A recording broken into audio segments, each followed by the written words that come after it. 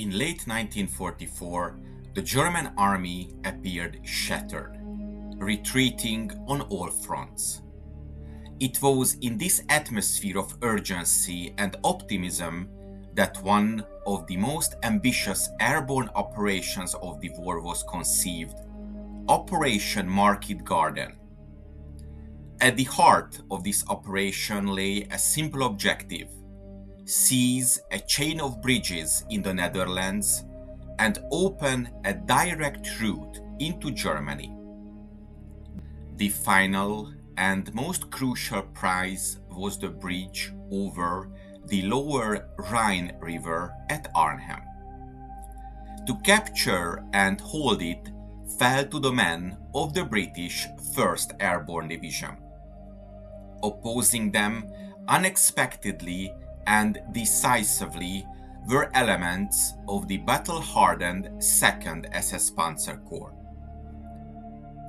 What followed was not only a clash of formations, but a brutal struggle between elite infantry forces, paratroopers, and Waffen-SS Panzer Grenadiers fighting street by street, house by house, often at distances measured in meters.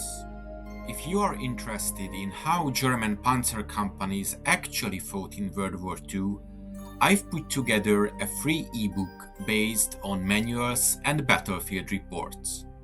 You will find the link in the description. The British airborne soldier of 1944 was a carefully selected volunteer. Physically fit, mentally resilient, and trained for initiative, these men embodied a new kind of warfare. Units were built around aggression and independence.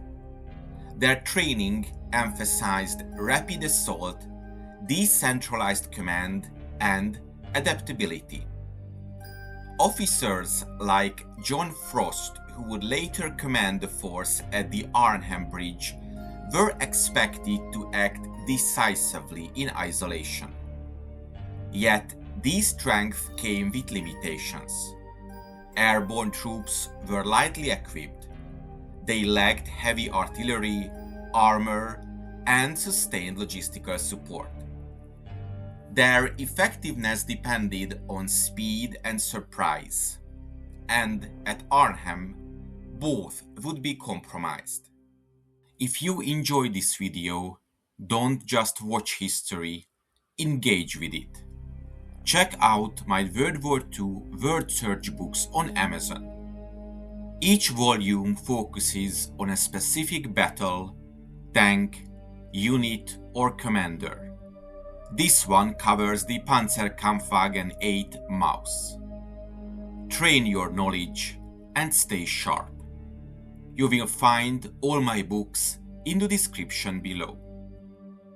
The Waffen-SS formations encountered at Arnhem were not fresh recruits. Though depleted and refitting after heavy fighting in Normandy, they were led by experienced officers such as Wilhelm Dietrich. These soldiers had survived some of the harshest fighting of the war. Many had seen combat on the Eastern Front. They were accustomed to improvisation, defensive warfare, and brutal close combat.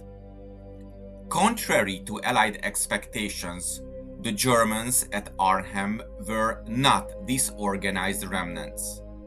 They were cohesive, disciplined, and already on the ground. On the 17th of September 1944, the skies over the Netherlands filled with aircraft.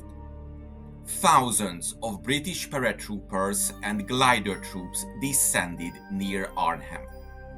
But from the beginning, problems emerged. Drop zones were located several kilometers from the bridge, further than ideal. This decision, made to reduce risk from anti-aircraft fire, cost precious time. Worse still, radio communications failed almost immediately. Units became isolated, unable to coordinate effectively.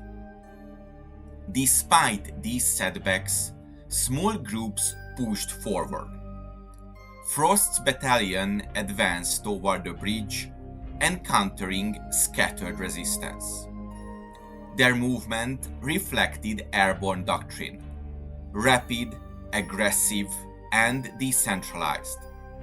Yet the Germans were already reacting. German forces, initially surprised, quickly grabbed the situation. Officers within the 2nd SS Panzer Corps recognized that this was not a small raid, but a major airborne assault. Their response was swift and effective.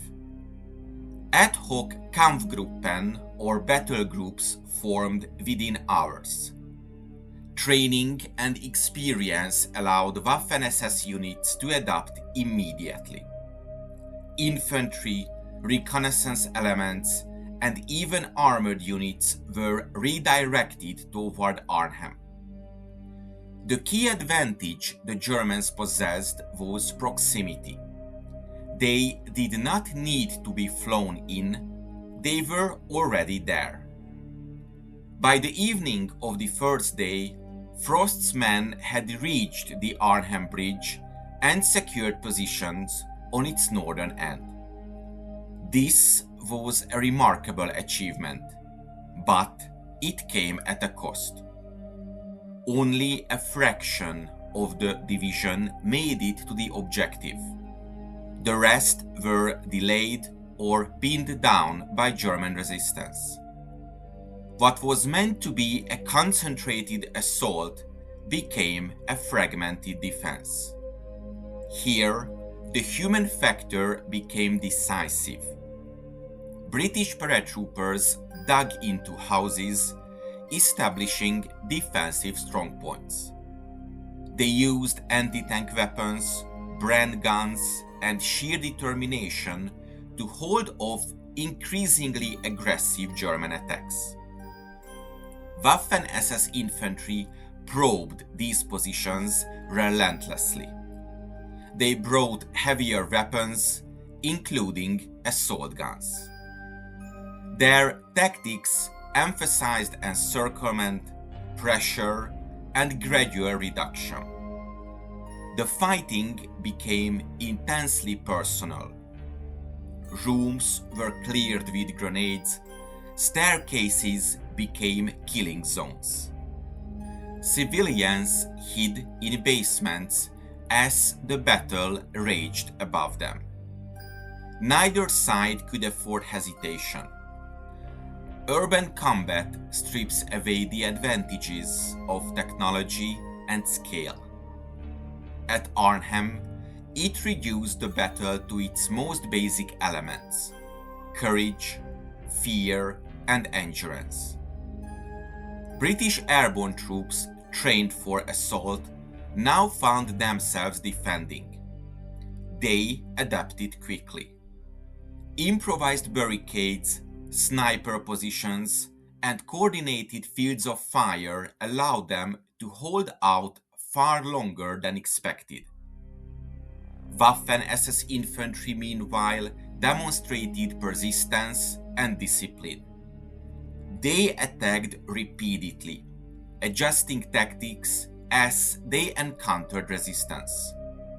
Small unit leadership proved critical. This was not a battle of sweeping maneuvers. It was a contest of small groups, often no more than a dozen men, fighting for control of individual buildings. Before we continue, this channel exists because it stays independent. If you believe serious military history should stay that way, consider channel membership. Link below. As the days passed, the situation for the British worsened. German forces tightened the noose around Arnhem.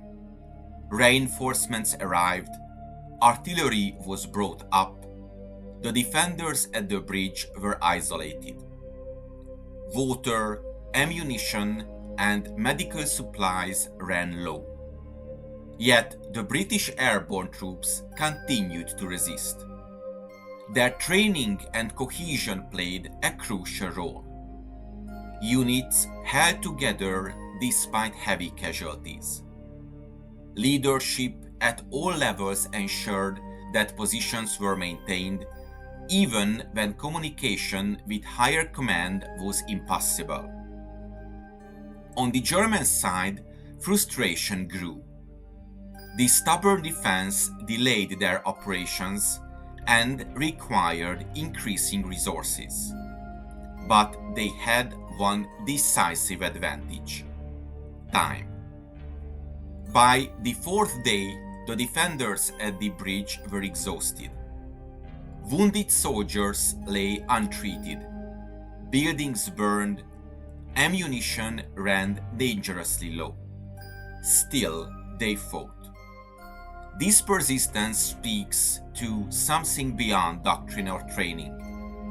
It reflects the psychological dimension of warfare, the unwillingness to yield, even when situation becomes hopeless. For the Waffen-SS infantry, the experience was equally harrowing. Assaulting well-defended urban positions is one of the most dangerous tasks in warfare. Casualties mounted, yet they continued their attacks.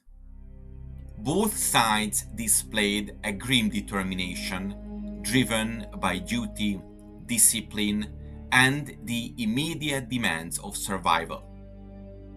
Eventually, the position became untenable.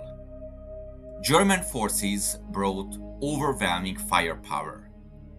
Tanks, artillery, and coordinated infantry assaults broke the defenders' resistance. Those who could no longer fight were captured. Others were killed in place. The battle for the Arnhem bridge was over. While the fight raged at the bridge, the rest of the Battle of Arnhem unfolded around the perimeter of the drop zones. Attempts by other airborne units to reach the bridge were repeatedly blocked by German defenses. The hoped-for link-up with ground forces advancing along a narrow corridor was delayed.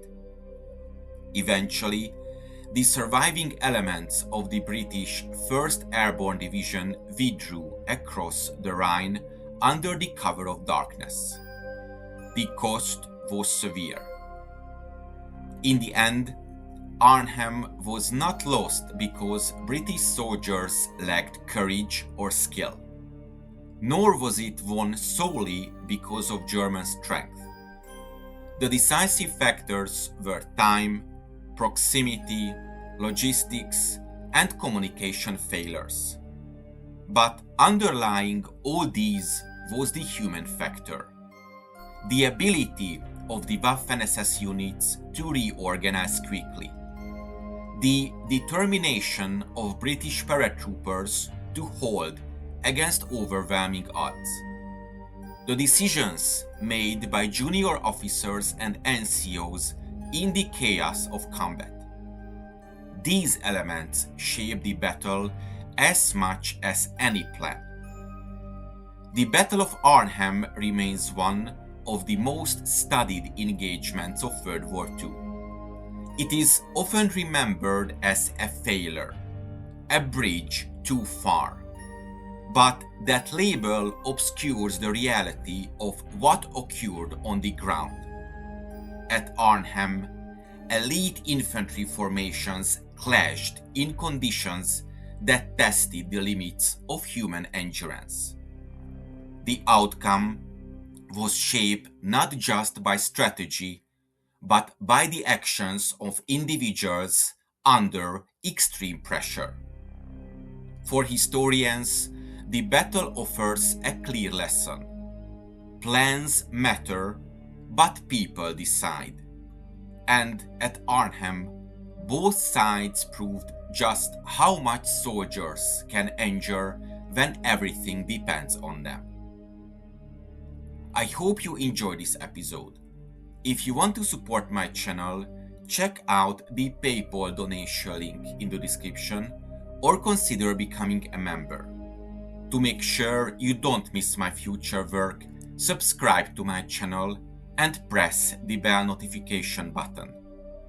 Thank you for watching and see you in the next video.